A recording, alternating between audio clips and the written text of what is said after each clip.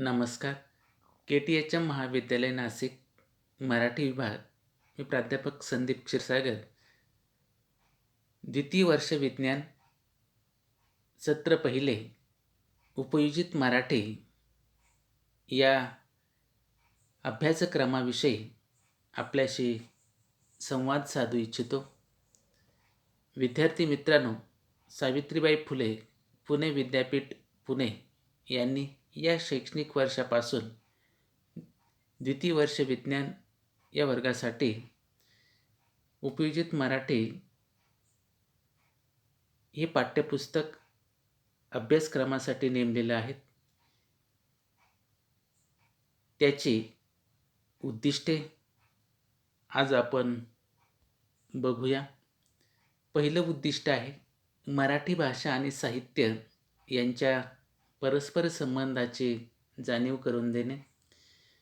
साहित्य हे भाषेच्या माध्यमातून समाजापर्यंत पोहोचत असते.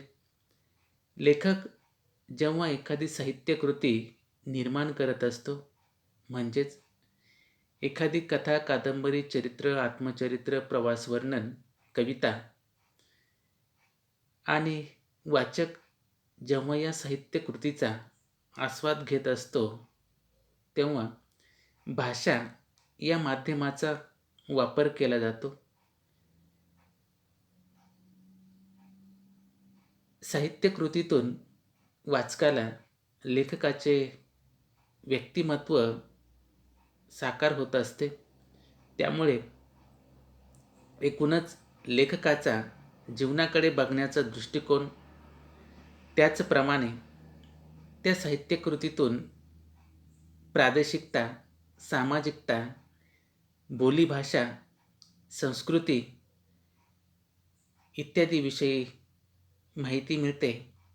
आणि सगळ्यात महत्त्वाचा फायदा म्हणजे साहित्यकृतीच्या आस्वादातून वाचकाला त्याची वैचारिक पातळी वाढते, त्याच्या ज्ञानात भर पडते आणि म्हणून साहित्य आणि भाषा यांचा अतिशय अन्योन्य असा संबंध आहे. या अभ्यासक्रमाचं दुसरं वैशिष्ट्य आहे मराठी भाषेचा परिभाषा सापेक्ष आणि शैली सापेक्ष विकास विद्यार्थ्यांच्या लक्षात आणून देणे.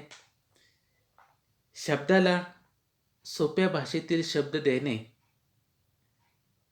त्यालाच प्रतिशब्द वापरणे असं आपण म्हणतो. म्हणजेच थोडक्यात सांगायचे झाले तर प्रतिभाषा निर्माण करणे असा अर्थ आपल्याला लक्षात घेता येईल. विद्यार्थी मित्रांनो, काळाच्या ओघात आपली वागण्याची, बोलण्याची, राहण्याची स्टाईल किंवा पद्धती बदललेली आहे आणि त्याचाच परिणाम आपल्या भाषेवरती देखील झालेला आहे.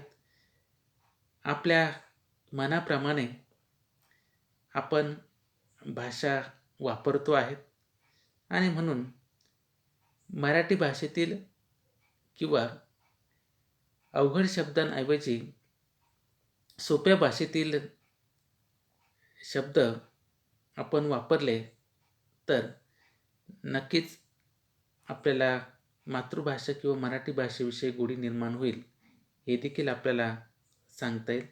त्याच पद्धतीने आपण चांगल्या पद्धतीने लिखाण देखील करू शकतो आणि म्हणून हे पारिभाषिक शब्द आपण वापरणे गरजेचे आहे. तिसरे उद्दिष्ट आहे मराठी भाषेची उपयोजनात्मक कौशल्य विकसित करणे.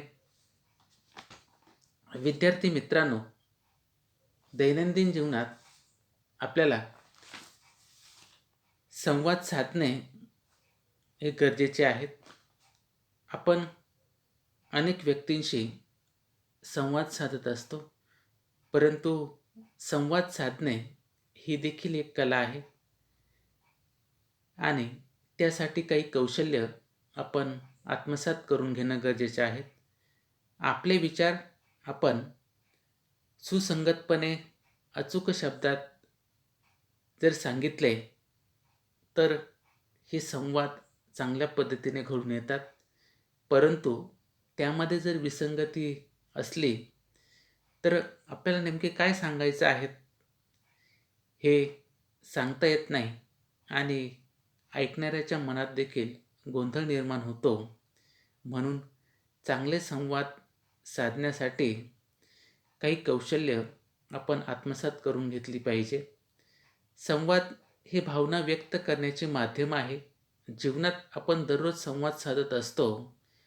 संवाद कौशल्याने आपल्या व्यक्तिमत्त्वाची छाप दुसऱ्यावर पडते. आपण ज्या क्षेत्रात काम करतो त्या क्षेत्रात संवादाला खूप महत्त्व आहे. म्हणून संवाद यशस्वी होण्यासाठी काही कौशल्य आपण बघूया.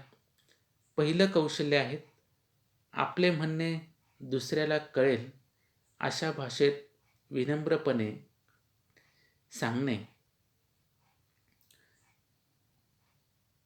ही कौशल्य जर आत्मसात केले तर नक्कीच आपल्याला त्याचा फायदा होईल.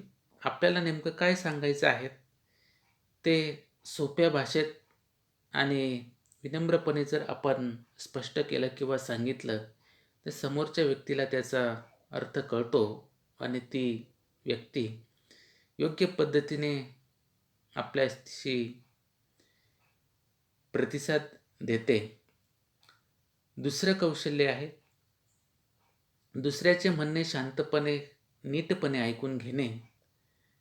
समोरच्या व्यक्तीला काय सांगायचं आहे हे जर आपण लक्षपूर्वक कान देऊन ऐकलं तर नक्कीच संवाद चांगल्या पद्धतीने आपल्याला साधता येतात आणि त्या व्यक्तीला काय सांगायचं आहे हे देखील आपल्याला कळतं.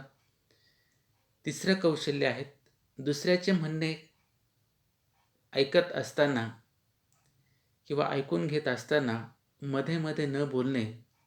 विद्यार्थी मित्रांनो, बऱ्याच व्यक्तींना अशी सवय असते की समोरची व्यक्ती बोलत असताना आपण तिला मध्येच बोलताना थांबवतो आणि आपलं म्हणणं ऐकवत असतो, परंतु ते चुकीचं आहे. आपण ती व्यक्ती बोलत असताना तिचं अगोदर ऐकून घ्या आणि त्या व्यक्तीचं बोलून झाल्यानंतर तिच्याशी संवाद साधा किंवा बोला. न समजल्यास पुन्हा विचारणे आणि आपण बोलत असताना दुसऱ्याला ते कळेल याची खात्री करून पुढे जाणे हे देखील महत्त्वाचे आहे.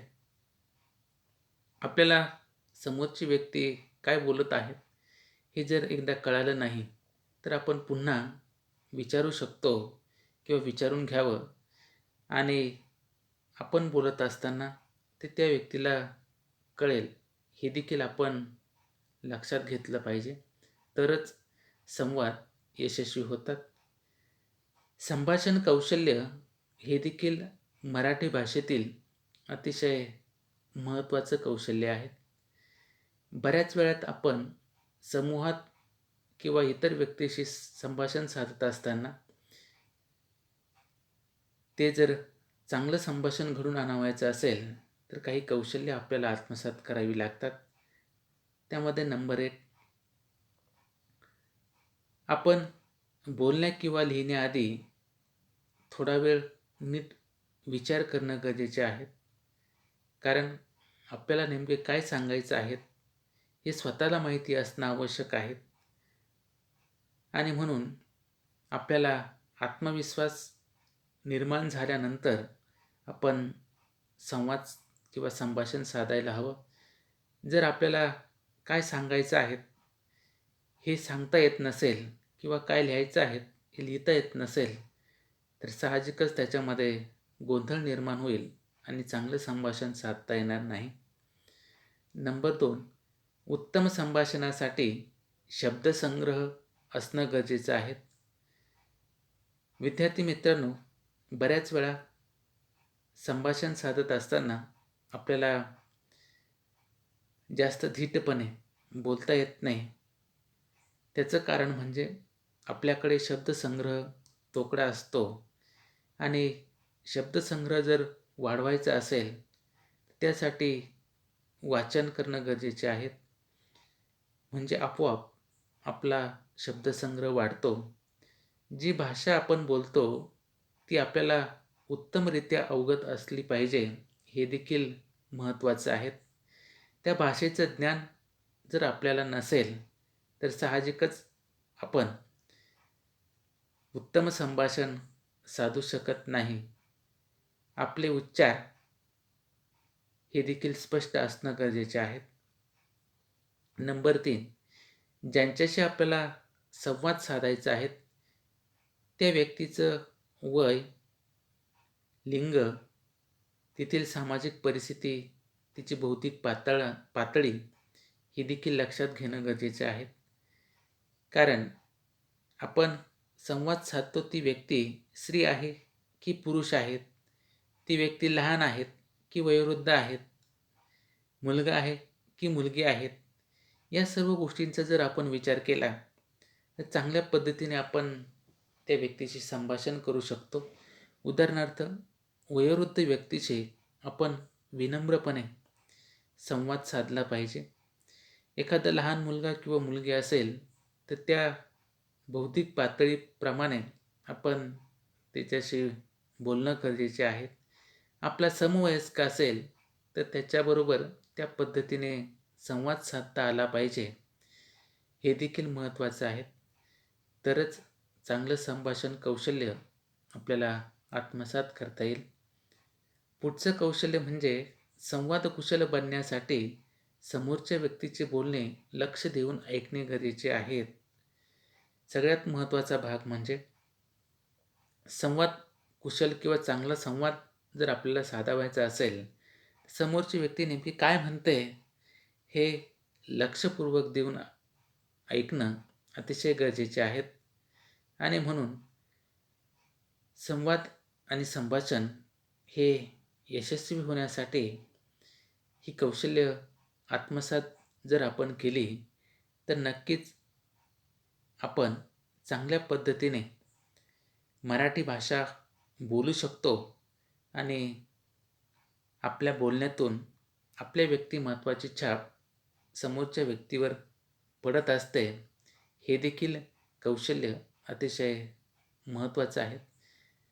म्हणून विद्यार्थी मित्रांनो, आपल्याला या पाठ्यपुस्तकाचा अभ्यास करत असताना ही उद्दिष्टे देखील आत्मसात करायची आहेत. विद्यापीठाने ही उद्दिष्टे आपल्यासाठी सांगितलेली आहेत. ती जर आपण आत्मसात केली तर हा अभ्यासक्रम तयार करण्यामागची भूमिका ही नक्कीच यशस्वी होईल. पुढच्या व्हिडिओमध्ये आपण या पाठ्यपुस्तकातील घटक समजावून घेऊया. धन्यवाद.